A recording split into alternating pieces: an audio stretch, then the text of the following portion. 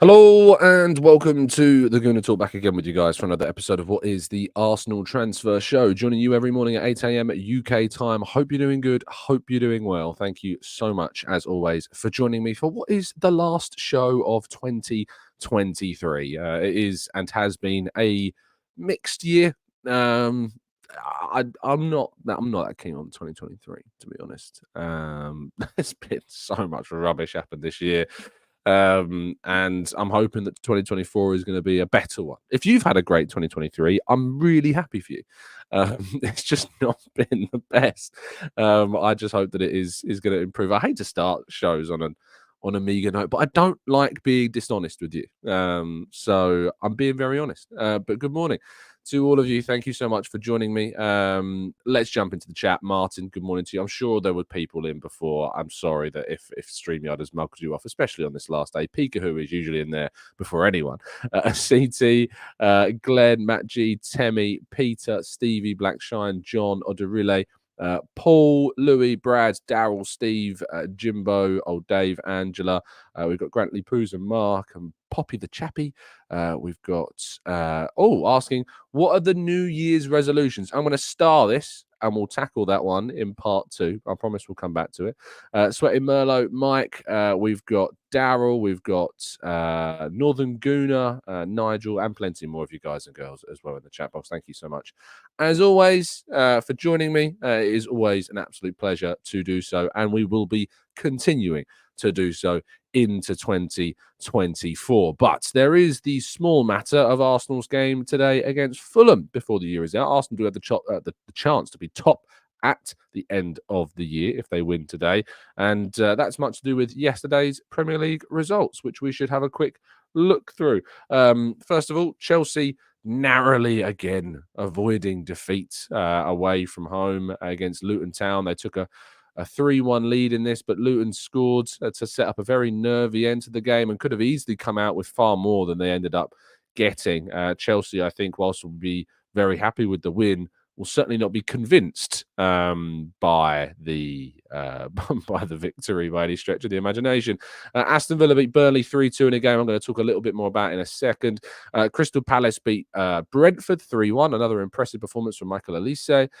Manchester City winning 2-0 against a relatively poor Sheffield United side, and Wolves really damning result on Everton, 3-0 win for them as they continue to chase Chelsea in that mid-table pack. But probably the result of the day was Nottingham Forest beating Manchester United 2-1 to bring an end to what has been a gloriously horrible year for Manchester United and Eric Ten Hag, who I really don't know what on earth is going to happen with that club. I always struggle to look at the Premier League table and see it where it is right now and see Manchester United still 7th. I feel like they should be lower than that. You know what I mean? I feel like they should be lower than. I mean, to be fair, should Newcastle and Brighton win their respective games, Brighton play West Ham, Newcastle, of course, we hope will win as they play Liverpool.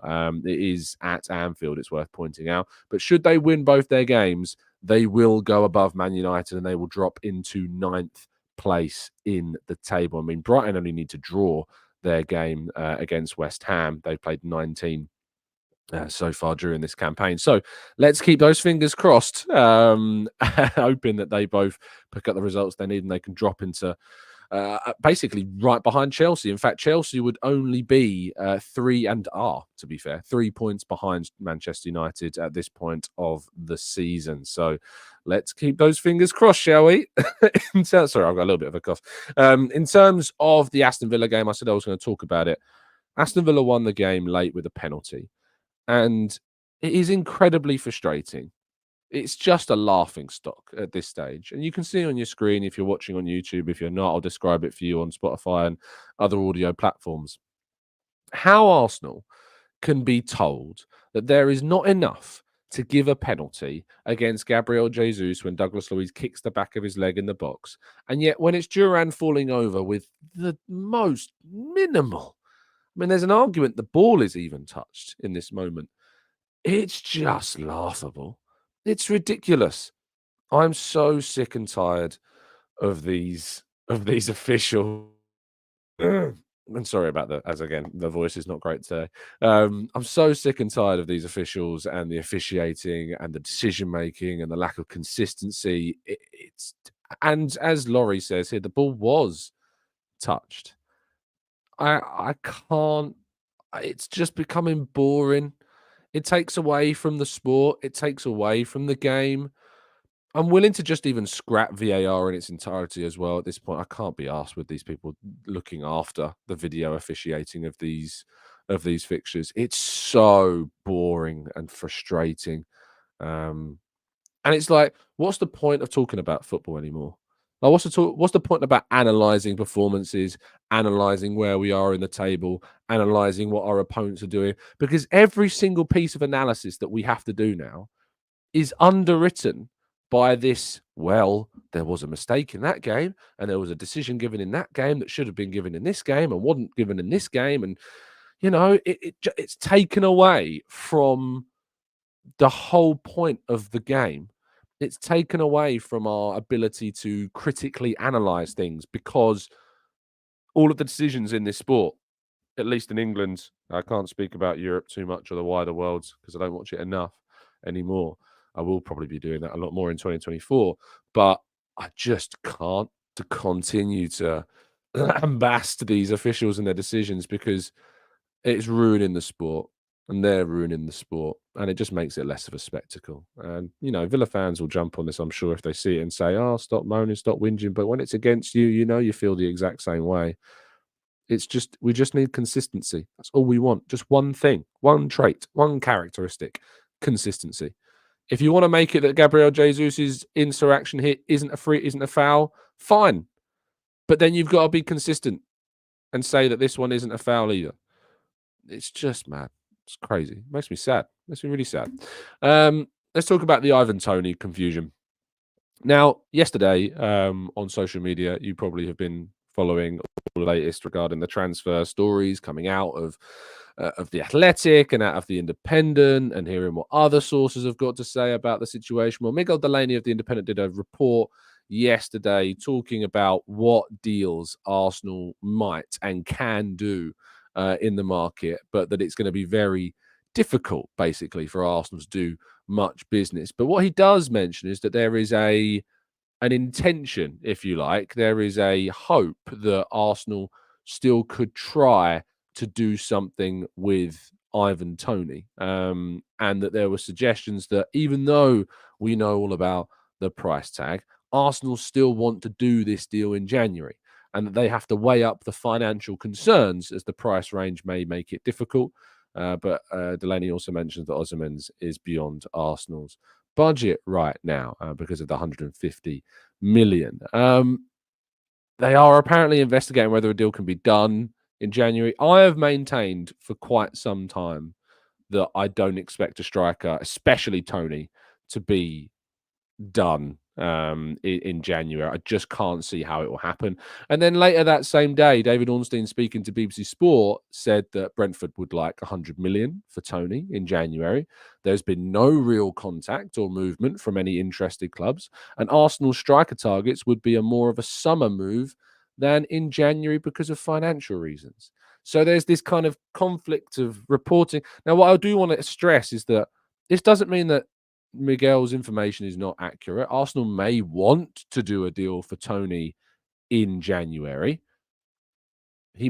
Arsenal may want to get a deal done in January, but as was been mentioned, they've not been able to work out how to do that, and therefore have not progressed with Brentford or spoken to Brentford about the benefits or the actuality of a January deal. So whilst we can have these conflicting, if you even want to call it that, reports, they can still exist in the same space and both be true. But obviously, therefore, it may not end up that a deal happens. It's also important always to point out, because whenever you often see those reports, you see people trying to rubbish them. Certainly, I've rubbished certain reports, and I say reports in a very loose term in some ways, but I saw a suggestion today that Takehiro Tomiyasu might be Arsenal might be open to letting him leave on loan in Jan. These are the types of things that you see, and you're like, yeah, just what? Like, you're just making this up. It's just not. Arsenal have no interest in allowing Tomiyasu to leave on loan. They want to renew his deal. His deal is in the process of being negotiated. Why they would let an important player, who's arguably with Timber out, our starting left back, leave on loan? It's staggering sometimes reading some of the reports out there. But in regards to Toney, yeah, I don't expect movement in January. Not to say it definitely won't happen, but it's really unlikely that will happen. And speaking of Tomiyasu, we need to kind of talk about a bit of a headline story, because in the training photos that have been released leading up to this game, as you can see on your screen, Tomiyasu has indeed been pictured. Now, this doesn't mean that he's going to be available for today's game. He could be, but it doesn't mean that he is. He has been close, as we know, to going back. There was an expectation of around January that we would see Tomiyasu back. But it is great to see him on the training field, to see him involved in some way. It isn't an image of him involved in any kind of ball work. Isn't any kind of indication that he is, fully fit and ready to come back. But it is great seeing him out there on the grass with the team, and it could be an indication that he's coming back sooner rather than later. It's worth pointing out, of course, that he is set to leave the club to go to the Asia Cup, and Arsenal will lose him for the duration of Japan's involvement in that tournament. But yeah, it's good. It's good to see him back, because we have missed Tomiyasu. Really, really have missed him. Zinchenko has had his struggles, and I feel as though if Tomiyasu was there in his place, we may not have had the same level of struggle that we have seen, and the Liverpool game that we didn't have him for was a big loss. Hopefully we can have him back maybe for next week's FA Cup game against Liverpool. Let's wait and see, and keep those fingers crossed that we can. No information yet on Thomas Partey, by the way. I'd be surprised to see him back. But yeah, still sorry, no information yet on Thomas Partey's return. Right, let's go to part 2, shall we? And your questions right after this.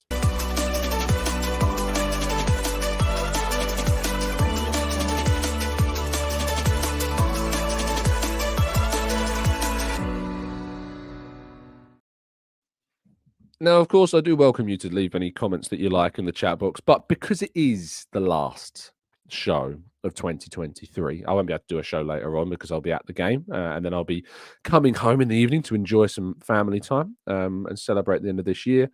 I did want to just briefly pause the Q&A for 2 seconds to just say thank you.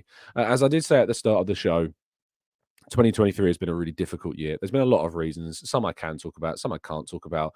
I lost my granddad this year, who I was exceptionally close to, and that was a really, really, really hard thing to go through. I'm not great at showing emotions at all. I don't tend to cry. I don't tend to shed a tear, and I didn't. I bottle things up, which is never a good thing to do, because you end up kind of exploding, don't you, at times when you bottle things up and things coming out in the wrong way. But I have a really bad habit of that. So I guess one of those New Year resolutions, because there was a question earlier on from Pappy the Chappy, says, what are your Arsenal New Year's resolutions? Well, I'll go through some personal ones with you before we go to some Arsenal ones. I think that it's important to try and not to bottle things up and to be more open in some ways, to talk about things that they go through. So that's certainly something I'll be focusing on in 2024. I also want to make TGT even better. I want to pump more resources and time into this, because, the channel has always been the side thing, if you like. I've always either been a teacher, I've always either been working another website, I've already had obviously this gig at football.london as well, and going to games. And I've never really been able to make the channel maybe utilize its potential, even though what we've done, despite it being my hobby, if you like, and it has become something of a job as well, I've never been able to pour as much into it. I want to get better at certain things. I want to gain more skills. I want to learn how to video edit better. I want to learn how to create more recorded video for the channel. I want to learn how to do some graphic design. And that's why I reach out to you guys. And if you know any techniques and tips, and like, I want to do some courses perhaps in design and things like that, some kind of like whistle stop tour things. I really want to, focus in on getting some more skills, making me better at my job in any way that I can as well. I think that there is so much about this channel that I haven't yet unlocked And I want to do more with that. Now that's going to be hard with other jobs, other work going on and continuing. So it's going to mean me being even more busy in 2024, which I like. I like being busy. I don't like not having things to do. I don't like sitting around doing nothing. It's bad because not only that, when I get bored, I eat. I don't know if you have this same problem, but when I get bored, when I'm not doing something, I always feel like I want to be eating. And obviously, you know that I've been on this big health push in 2023, and it took a little bit of a knock in December. I lost 10 kilos. I've gone down to whatever I've gone down to now, and Christmas and the winter period has certainly meant that I've moved away from that, especially as I've been talking about some mental health stuff going on in December has really hit my motivation for that. So I really want at the start of January and probably into February as well, whenever I can kick on with that, start pushing through with some New Year's resolutions health-wise. And of course, I'll be wanting to bring back In Its Glory with perhaps some different guests, depending on availability, because Owen and Sophie and Raj aren't always available because a lot of stuff's going on in their own lives, to do the Eat, Sleep, Arsenal, Repeat stuff. And of course, we've got our live event next year in February, which has sold out. And I'm so excited for that event in February. It's amazing to see that event before we've even talked about who's coming on it. I know that a certain someone's been hinting very, very, very brazenly that they are coming on. And I'm very happy to tell you that, yes, Harry Symeou will indeed be returning for the live event. And me and Harry will be doing that show. I'm very happy to announce that. I'll probably be giving you some details about more of our lineup for that show, but I might keep some things as a bit of a surprise. If you're wondering how you might be able to watch that show if you weren't able to get a ticket or because you live elsewhere, I'm hoping to record that show, so you're going to be able to listen to that on a catch-up as well. So, yeah, I look forward to that. But basically, I want 2024 to be a lot better than what 2023 was. I really do, because 2023 was tough, really tough. And I just want and hope that we as a community can make 2024 really, really special. I had a great message come through the other day that said, Tom, I know that we always talk about targets of 100,000 subscribers, things like that. I think it's just great to set those smaller targets. And so, of course, maybe our first target of 2024 should be trying to hit the capacity of the Emirates Stadium, and what I think is 60,000, and let's get the exact number, shall we? 60,383. That's going to be a little target for this 2024. We've got to try and get the capacity of the Emirates Stadium as subscribers. We're on our way currently to 54,000 subs at the moment. I think it's very possible. So spread the word about the channel. Do the work, and maybe we'll be able to achieve that. So there we go.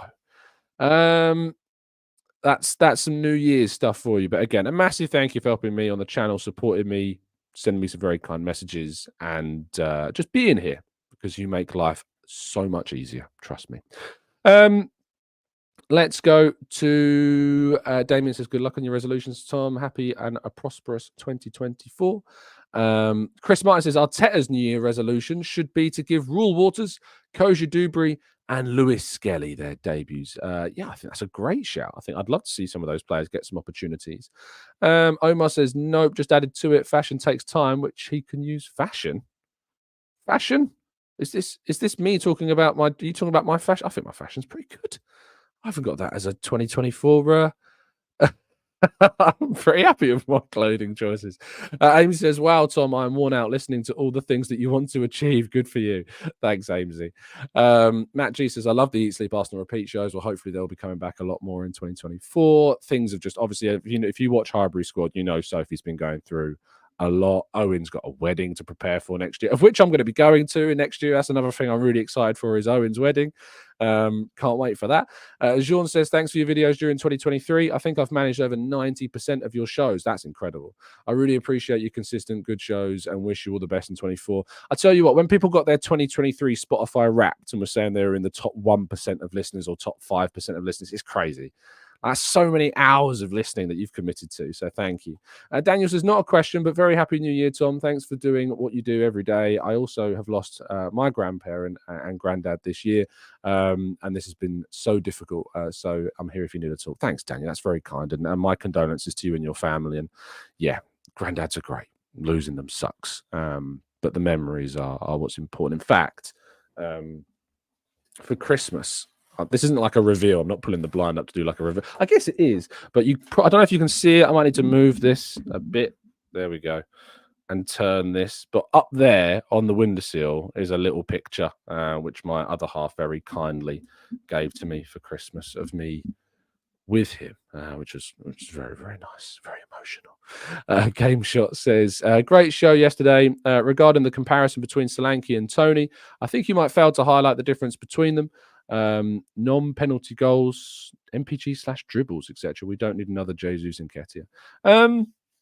Give me the numbers. I'd love to have the numbers. It doesn't matter what numbers Solanke have if Toney's good numbers are spec in terms of what we offer, specialized in terms of what we offer. We need another impact in games like West Ham and more of it. What T is great at, he's better than what we've got. And Solanke, again, I'd love to see some numbers. Like, I'd love to see an explanation. People tell me, oh yeah, Toney's better than Solanke. I'm like, well, here's one, here's another, here's another, here's another, here's some more stats, as we talked about yesterday, as to why I don't think it's so clear cut. And I'm yet to get anyone come back at me about why Toney is categorically better than Solanke. Lee, Tom, with over 600 million spent, every recent podcast broadcasted, fans are saying that we haven't got enough to win the title. In your opinion, has the club's recruitment been good enough? Oh, without a doubt. Like, if you look at what happened prior to that investment, you look at the squad we had before that investment. We haven't been in a situation. Arteta's not been in a situation where like Pochettino was. So Pochettino comes into Chelsea. Already they've spent huge amounts of money on a team, on a squad that won the Champions League with Thomas Tuchel. Don't forget that. So Pochettino comes to a team that Graham Potter spent on and previously Thomas Tuchel had spent on. And what's happened? They've spent more money and it's still not working. Manchester United, a squad that has constantly been spent on and spent on and spent on. And what have they done? They've spent wrongly. They've brought in the wrong players. They brought in the wrong manager. And they have failed to generate and to create a philosophy and a style and a movement and a process.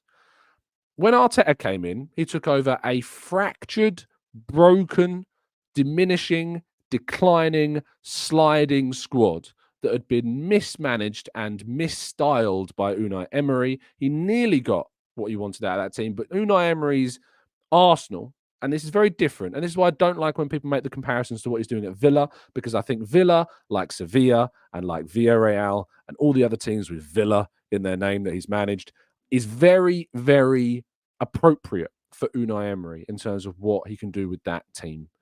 Arsenal and PSG have been great examples of the elite sides that simply haven't worked. And when he has left, he's left those sides in a worse position, especially in terms of their squad, than he joined them as. He did some good things. He gave some players some debuts like Saka and Smith Rowe. But ultimately the squad was fractured. There was uprisings. There was little cliques in the group. And the investment that Arteta has used, as well as the club has used, as well as Edu has used, and I appreciate, Lee, by the way, you saying 600 million, because the amount of times that people misrepresent how much money Arsenal have actually spent. I know that's not the specific number, but it's a lot closer to what we actually have spent rather than the billion that some people try and claim we've spent. I think we have spent less than 600 million. Maybe not before this summer. Maybe now with that, Declan Rice deal and stuff like that, we've spent over that. I'd need to do another recount of what we've spent since Arteta took over. Maybe someone can do it while we're waiting on transfer marked. Hint, hint. But what Arteta has done with that money is turn the side that had been fractured and broken and effectively just ruined. He got players out, and we had to move players out without getting much money in for them. People say that we need to be better at selling, but I challenge anyone to work out how we could have done that with the players that we got rid of, because we had to move players on, we had to get players out, we had to bring better players in, and we did not have the capacity to sell them effectively because there wasn't any buyers for them. Hence why you even look at last summer, as late as 2023, still players are leaving at the last stage of the window because we just don't have the interest in the players that we previously brought in, like Rob Holding, etc. And I know that Tavares and Lokonga are also signings that we made during this current present period of Arteta's tenure, but you can't have it all perfect. And if you look at what else we've done, you look at the best 11. You look at Arsenal's 11 now. We've got 2 quality goalkeepers. I think we need to go down to 1, but we've got 2 quality goalkeepers in Rare and Ramsdale, Ben White, Saliba, Gabriel, Zinchenko or Timber. Of course, Timber gets quickly forgotten because of the injury, but it was a great bit of business that hopefully we see the benefit of very soon. Declan Rice, Thomas Partey, Martin Odegaard, and Kai Havertz in there as well. And people laughed at Kai Havertz, and people still laugh at Kai Havertz. And I really do judge those in yesterday's show that decided to still laugh at Kai Havertz because you're the ones looking silly. Bukayo Saka, Gabriel Jesus, and Gabriel Martinelli, whose form at the moment is not the best. We know that. But they scored 88 goals as a squad last season, more than any side of Arsenal's in Premier League history. We scored more goals in the Premier League than the Invincibles, more goals than George Graham managed during the early Premier League years, more goals than the double winning side managed in the Premier League. You know, we have scored a huge number of goals with the current squad, and we need to try and find a way of unlocking that again and working out what's changed and how we get that back, because what's happening this season is better resilience defensively, but it's not enough. It's not enough going forwards. And you get people like Shot in the chat saying it's a one-season wonder. If you think it's a one-season wonder, you weren't watching prior to that season.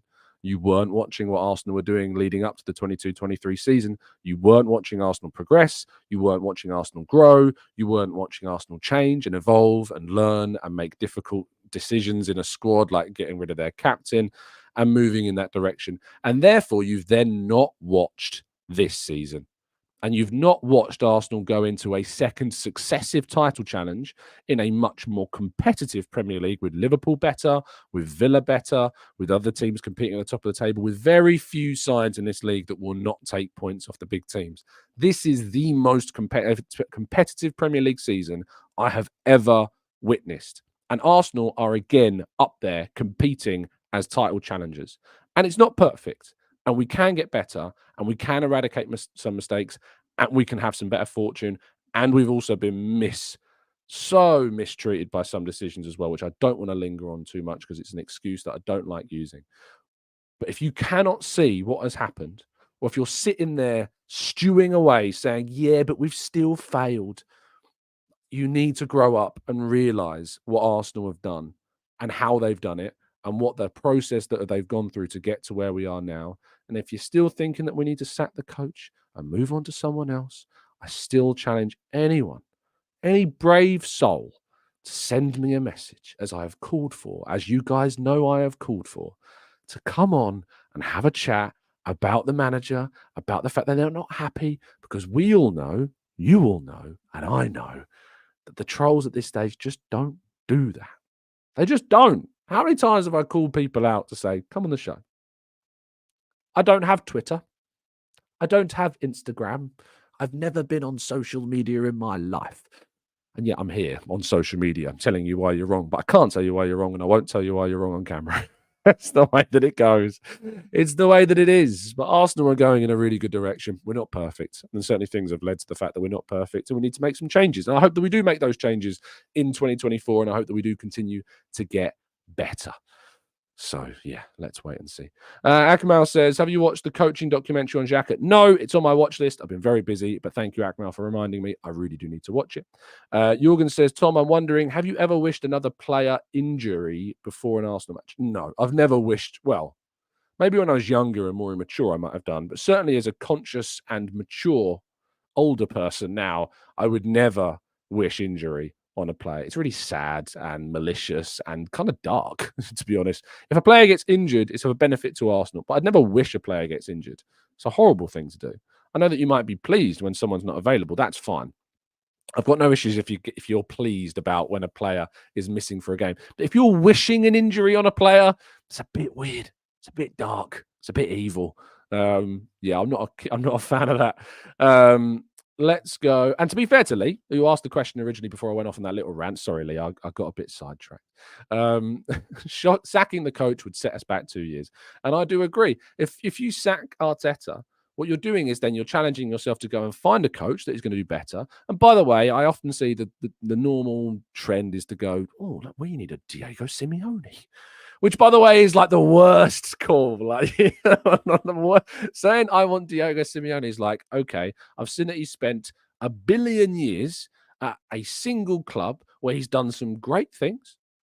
in a completely different way, in a completely different country, and I expect him to come to Arsenal and in a shorter space of time than what Arteta has taken a broken team, broken by Emery, to a title challenge and then a successive title challenge. I expect him to get results faster. I expect him to get the players that he wants in, playing an entirely different system with an entirely different character of player, and to do that all while not speaking the language, which he doesn't, doing that all the while learning a brand new league that he's never competed in. And it's like some of the suggestions for the coaches, I just get really not wound up, maybe wound up. I probably look quite wound up, but some of the decision making, I can't get my head around. I'm conscious of the time because I do need to hop off very soon because I've got a busy morning getting up to Craven Cottage. Chris says, who do I want to win the darts? I want that 16-year-old kid that's doing it at the moment to win it. I don't watch darts, as you're really learning right now, but I have been seeing some of the videos and the clips. What's his name? It is, someone will tell me in the chat in a second before I even find it. Luke Littler. Yes, Luke Littler. That's who I want to win it. Yeah. Been watching some of the little clips that have been coming up. Can't say I know anything about him or any other darts player for that matter, but what an amazing story if he can go and do it. So yeah, let's see. A shot says Simeone will win you the league within 2 years. Arteta might never. He is always behind Pep tactically. Yes. Simeone's going to win the league for Arsenal in 2 years. Yes, obviously. Please, please. Shot, I extend the invitation to you like I have to anyone that has disagreed. Send me a message on social media, Twitter, Instagram. I'd love to host you. I'd love to do a whole show for people that would love to see Arteta sacked and Simeone come in and tell me categorically how they know that he will get us to the title. I invite you. Please, please come on. Send me the messages. And I know that your Twitter suddenly disappears and your Instagram suddenly disappear and you can't send me a message. I know those pesky like accounts that you can't access as soon as you get asked to come on disappear. But you're more than welcome. You're more than welcome to come and tell me. Anyway, we're going to end the show there. I can't end the show talking about Simeone, can we? We can end the show by saying thank you so much for listening. Throughout the course of this year of 2023, I endeavour to be just as sarcastic in 2024, just as condescending to those that don't like it as well. But I also intend to be as grounded and as objective and as serious and as, just as sensible as I know that you've come to expect and that you come and tune into the channel for. That won't be changing. So thank you so much for listening. Do drop a like on the video and subscribe to the channel if you're new around here with those notifications turned on so you never miss a show. I'll be back in 2024 to bring you all the reaction to today's game against Fulham and the first day of the January transfer window. It's an important one, and Arsenal need to get that business done if indeed it is possible. I hope that it is, and we'll be covering all the nooks and crannies of that window. Thank you for listening. I'll see you again very soon. And as always, up the Arsenal.